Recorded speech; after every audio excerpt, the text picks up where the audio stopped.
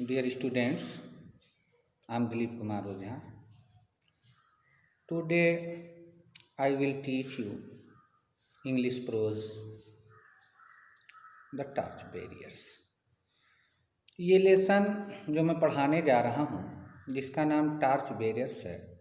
Torch के माने होता है रोशनी और बेरर के माने होता है ले जाना या ले जाने वाला। बेयर माने धारण करना। तो देखेंगे इस लेसन को। ये लेसन 2 खंडों में है। इसके ऑथर हैं W.M. रायबर्न साहब।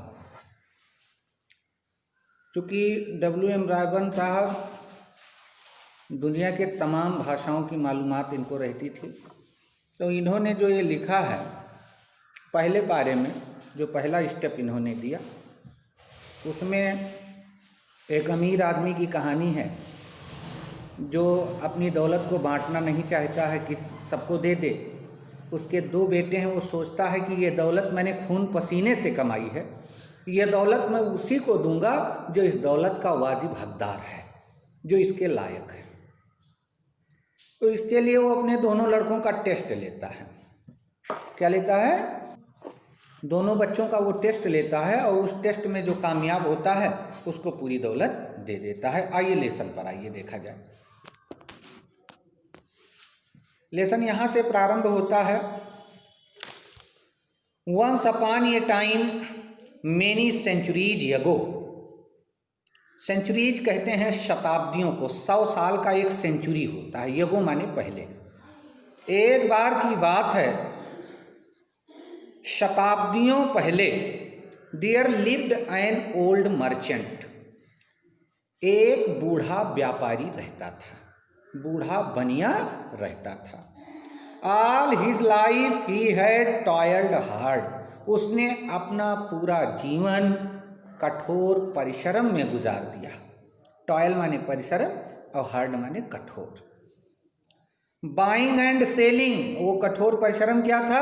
खरीदने और बेचने का, क्रय और विक्रय का।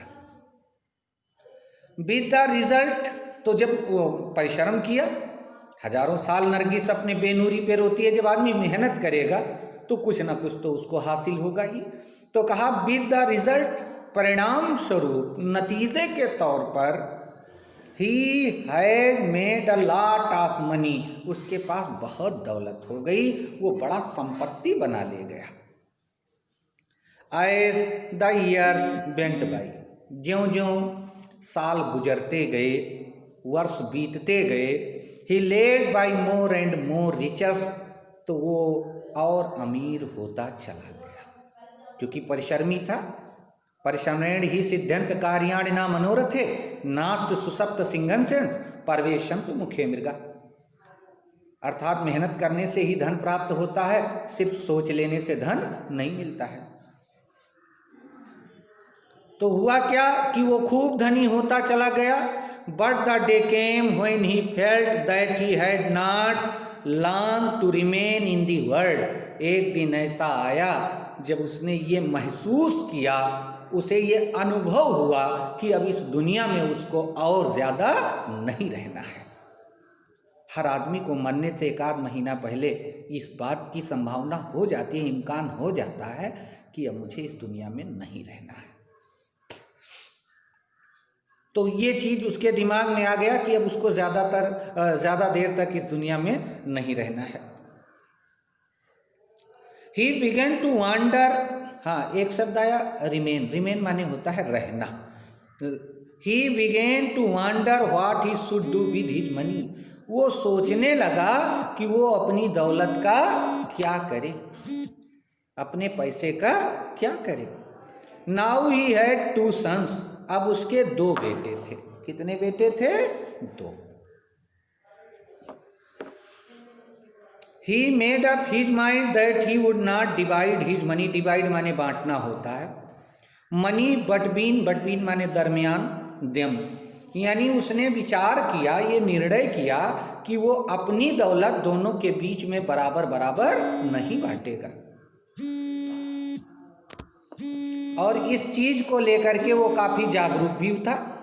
क्योंकि वो दौलत उसने खून पसीने से कमाई थी, वो नहीं चाहता था कि उस दौलत को वो अपने बच्चों में बांट दे, चाहे वो कार्यशील हों और चाहे निष्क्रिय हों। तो उसके दिमाग में एक विचार आया कि वो ये दौलत बराबर बराबर नहीं बांटेगा, but that he would give it to all to the one who proved माने होता है सिद्ध करना, जो है जाहिर कर देना, स्पष्ट कर देना, himself to be the cleverer of the two. उसने कहा कि वो अपनी दौलत दोनों में बराबर नहीं बांटेगा, सारी दौलत उसी को दे देगा जो ये सिद्ध कर ले जाएगा कि वो सबसे ज़्यादा चालाक है। The problem to be solved was that of finding out which of the two sons was the cleverer.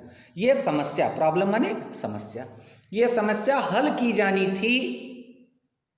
इस समस्या को हल करना था कि दोनों में सबसे ज़्यादा चालाक कौन है, इसको हल करना था, इसका पता लगाना था।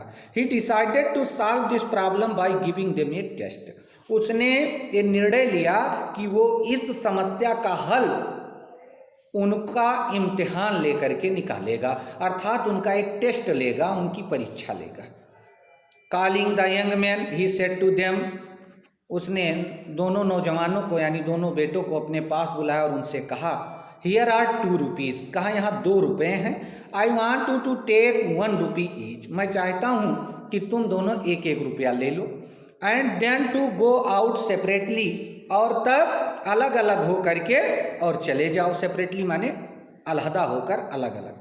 एंड बाई समथिंग, और कुछ ऐसा खरीद के लाओ, which will fill this house, जो इस घर को भर दे, जिससे ये घर भर जाए। You are not to spend more than 1 rupee, तुम्हें 1 रुपये से ज़्यादा नहीं खर्च करना है। तो आज का ये वीडियो यहीं तक, कल मैं इससे आगे पढ़ाऊँगा। वैसे डीडी नेशनल पर जो है उत्तर प्रदेश सरकार के और भारत सरकार के तत्वाधान से ऑनलाइन टीचिंग चल रही है। घर में अगर टीवी है तो समय सारणी मैंने डाल दिया है, असद साहब ने भी आज डाला है, उसको देख लीजिएगा। उसी समय के अनुसार अगर लाइट है तो भाई देखिए। बाकी मेरा जो प्रयास है मैं कर रहा हूँ, मेरी कोशिश है कि आप तक मेरी बात पहुँचे, मेरी काबिलियत पहुँचे। जो कुछ मेरे पास है मैं अपना बेस्ट देना चाहता हूँ आपको। बकिया इस महामारी से भगवान आपकी रक्षा करें, सभी लोग सुरक्षित रहें। और प्रकृति से सिर्फ समझौता किया जा सकता है, प्रकृति से लड़ा नहीं जा सकता। बारिश अगर हो रही है तो आप बारिश से झगड़ा नहीं कर पाओगे, बस कर क्या सकते हैं, छाता लगा लीजिए, बारिश से बच जाइए। तो प्रकृति से आप समझौता कर लीजिए, और ये समझौता ही चल रहा है। जैसे ही स्कूल खुला मैं अपना बेस्ट देने की कोशिश करूँगा, बुलाया जाएगा सभी लोगों को। जब तक विद्यालय बंद है तब तक इसी तरीके टीचिंग करते रहें। Best of luck, have a nice day, thank you very much.